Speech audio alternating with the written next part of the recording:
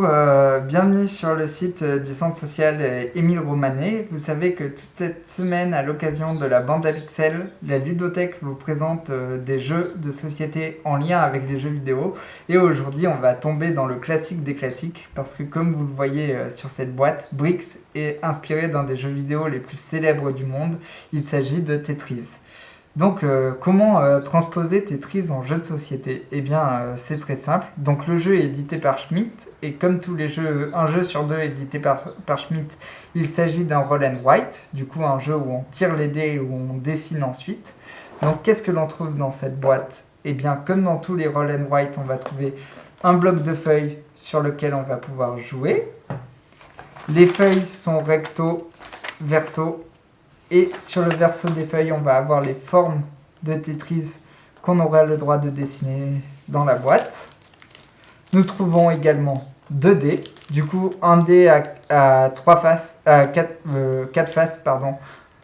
Un dé à 4 faces et un dé de couleur.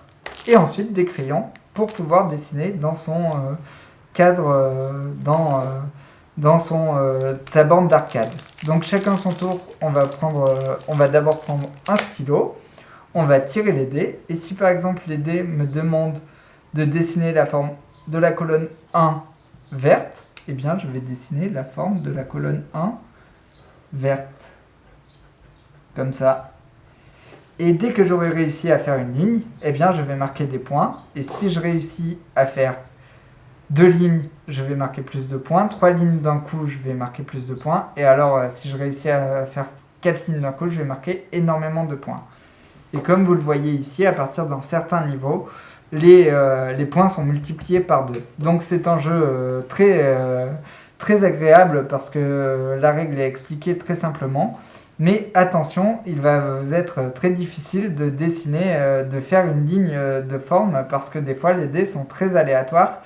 Et on peut quand même influencer sur le résultat des dés en tournant les formes qu'on a choisies, mais cela va nous faire perdre des points. Du coup, des fois, il faut choisir entre gagner des points ou perdre des points.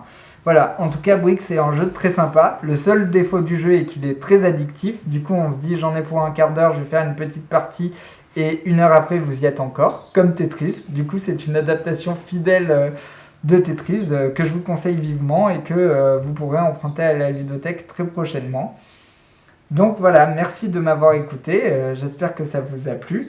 Vous pouvez nous retrouver pour la bande à pixels du 22 au 27 janvier avec 2 cafés des parents, une conférence sur la violence sur les réseaux sociaux et dans les jeux vidéo, une partie de Château Aventure, un tournoi de jeux vidéo. Toutes les informations sont disponibles sur le site du centre social. Moi, je vous dis à très bientôt pour un nouvel épisode d'Ouvre la boîte de jeux de société en lien avec les jeux vidéo. À très bientôt, au revoir.